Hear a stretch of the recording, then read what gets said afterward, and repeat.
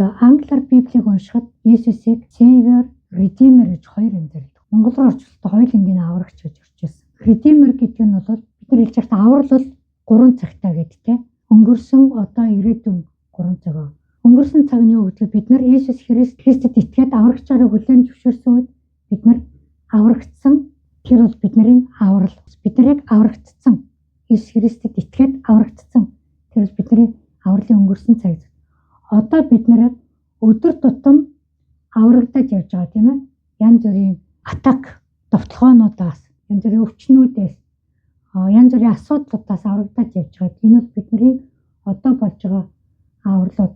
Дараа нь бид нар эцсийн өдөр Бурхны өмнө очихдоо Бурхан миний итгэмжтэй сүхтэд ийшээ ороо гэж Тэнгэр рүү оруулах юм бол бидний авралын хамгийн сүүлийн цэг нь болж байгаа тийм ээ. Бидний найдвар авралыг минь яг баталгаатайгаар аваачаад тэнд биднийг Бурхны дотор орж. Яг тэр өдрийг золилтын өдөр гэж хэлээд байгаа.